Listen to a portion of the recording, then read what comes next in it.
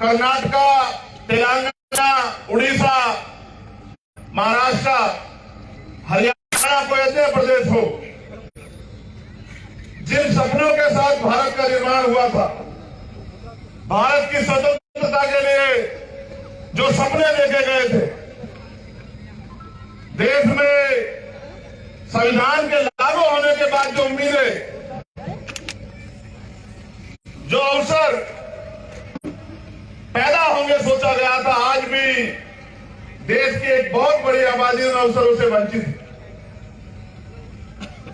दुनिया में जब इतिहास में चर्चा होती है तो इतिहास एक पढ़ने का, समझने का एक ऐसा अध्याय इतिहास, अगर आपको इतिहास की जानकारी नहीं होगी तो शायद आप अपने जीवन में बिना बहुत कुछ अर्जित किए ही आगे बढ़ते रहेंगे।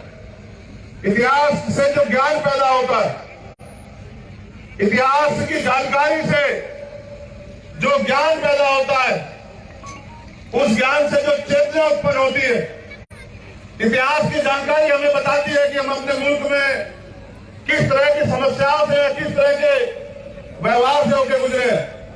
तो भारत का इतिहास ये कहता है कि भारत चंद्रगुप्त मौर्य का देश है, भारत सम्राट अशोक का देश है, और वो सब हमारे पूर्वज हैं जिन्होंने, जिनके राज में देश अखंड भारत हुआ करता था।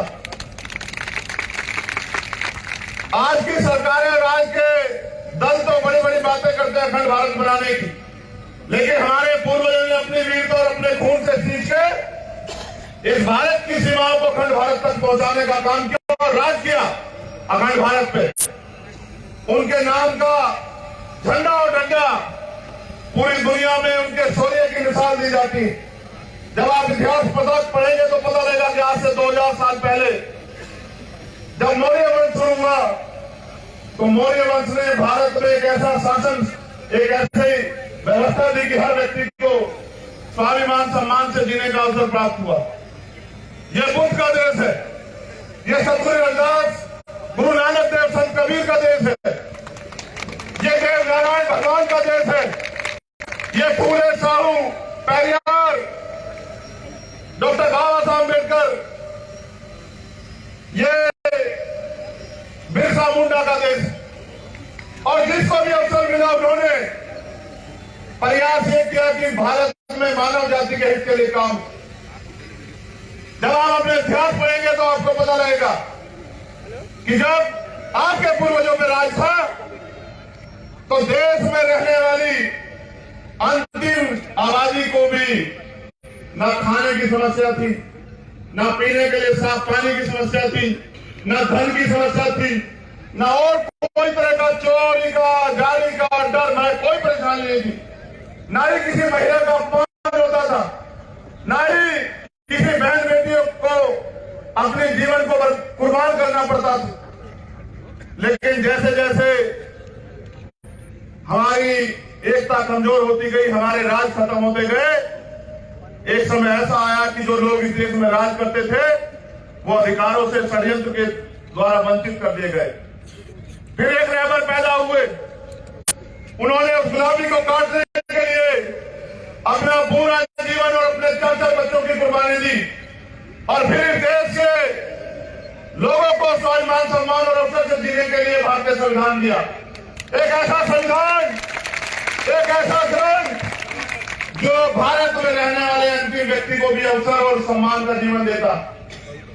देश की महिलाओं को जहां पैर की जूती के बराबर समझा जाता था, उन महिलाओं को डॉक्टर, इंजीनियर, IAS, IPS, यहां तक कि सरपंच और विधायक और मंत्री बनने का भी अधिकार, राज्यपाल और राष्ट्रपति, मुख्यमंत्री बनने का भी अधिकार देता। देश के SC, ST को, OBC को, जिनको वंचित रखा गया, उनको नए अवसर देता है।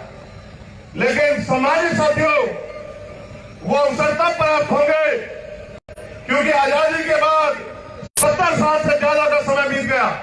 मैं राजस्थान की बात करता हूं, कभी किसी की सरकार बनवाते हो, कभी किसी की सरकार बनवाते हो, लेकिन ईमानदारी से पूछो खुद से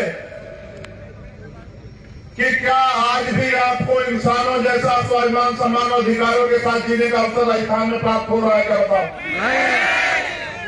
मैं घटनाओं का जिक्र करूंगा तो मेरा सीना छन्नी होगा, तो आपका भी सीना बिना छन्नी में नहीं रहेगा। आपको जितेंद्र मेघवाल याद होगा कि मुझे रखने में उसको अपनी जान जो है कुर्बान करके कीमत चुकानी पड़ी। आपको इंदर मेघवाल याद होगा जिसको मटकी से पानी पीने पे अपनी जान देकर जो है कीमत चुकानी पड़ी। आपको उन प्रकार याद होगा कि न्याय न मिलने पे उस मेरे छोटे भाई ने जो है अपनी जान कुर्बान कर दी, सुसाइड की, और मुझे पत्र लिख के कहा कि भाई मेरा अंतिम संस्कार आप आके करना। अगर मैं याद दिलाऊंगा तो आपको कार्तिक भी याद आएगा कि किस तरह से मेरे भाई की हत्या हुई, हत्यारे आराम से चैन से घूम रहे हैं, और जिनको न्याय दिलाना चाहिए, जिनको न्याय देना चाहिए उन सरकारों को, वो सरकारें उन विधायकों की और नेताओं की सुरक्षा बन के खड़ी हुई है। ऐसे राजस्थान में जी रहे हो आप लोग। मैं अगर घटनाएं बताऊंगा तो शाम हो जाएगी। यहां बैठा एक नौजवान खुद से पूछे क्या आजाद भारत में आपको स्वाभिमान सम्मान और अधिकारों के साथ जीने का अवसर मिलना चाहिए, नहीं मिलना चाहिए? बताओ। क्या आप जब मेहनत मजदूरी करते हो और बाबा साहब अम्बेडकर ने राज्य व्यवस्था करने के लिए आपको वोट का अधिकार दिया, तो फिर आपकी जवानी, आपका संघर्ष संग्राम क्यों नहीं ले रहा? याद करो इतिहास। पहले राजे महाराज ने तलवार भालों से, घोड़े हाथियों में, ऊंट पे बैठ के युद्ध होते थे, जाने जाती थी, तब जाकर राज्य व्यवस्था परिवर्तन होती थी। आज आप यहाँ जमीन पर बैठे हो, वापस लिए आपने दूसरी सरकार को बदलने के लिए इनकी सरकार बनाई, और इनकी सरकार ने क्या किया? आप मुझसे प्यार करते हो, आप हिंद आर्मी से प्यार करते हो, अपने समाज से प्यार करते हो, तो मेरे साथ ये किया सरकार ने कि जब मैं सीएचए के भाई की लड़ाई लड़ने के लिए आया भाइयों बहनों की, तो 4 दिन यहाँ की सरकार ने मुझे जेल में डाल के रखा।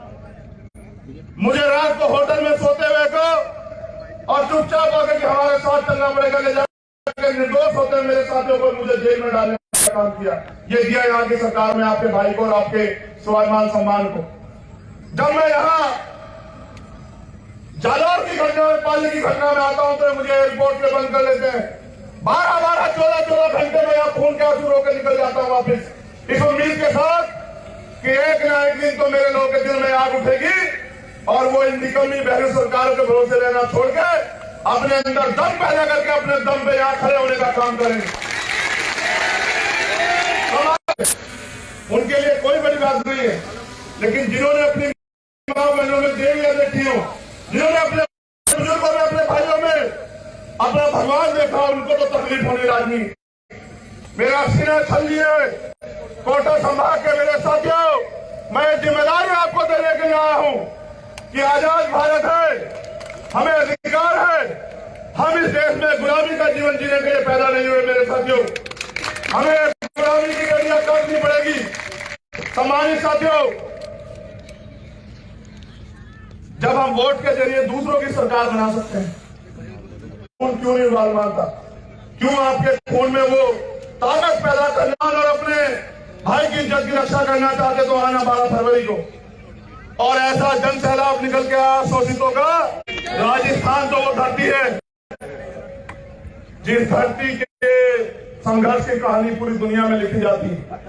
राजस्थान तो वो धरती है जो रेतीली बंजर भूमि से जो है अनाज पैदा करके अपना पेट भरती है। ये हमारे संभागों की पहली रैली है।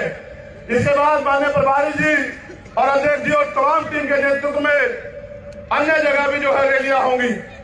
मैं तो आपसे अपील करने के लिए ये अपील पहले से दोहरा दे रहा हूं कि आपको याद रहे कि जिस दिन जयपुर का बुलावा आएगा, मैं सिर्फ आपको बुलावा देने के लिए आया हूं कि जिस दिन स्वाभिमान सम्मान और हक अधिकार और अपने वजूद को बचाने के लिए जयपुर में सभा होगी, उस दिन आप में से कोई घर न रहे और जो यहाँ आया है वो कम से कम 10-10 साथियों को जयपुर लेके आने का काम करे। भगवान मेरे हाथ मजबूत करोगे नहीं करोगे बताओ। एक और बात का जवाब दो।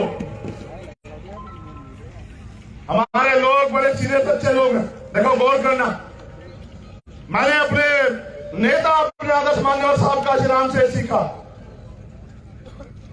कि एक जाति एक समाज से हम लोग कामयाब नहीं हो सकते हैं। हमें जातियों को जोड़ के भाईचारा पैदा करके और एक दूसरे के लिए खून देने जैसी जो है प्यार और विश्वास को पैदा करना पड़ेगा। ये मुझे उनके इतिहास के बारे में बताया, मैं गौरवान्वित हूं कि एक ऐसा इतिहास हमें हमारे महापुरुषों ने अपने खून से सींच के दिया।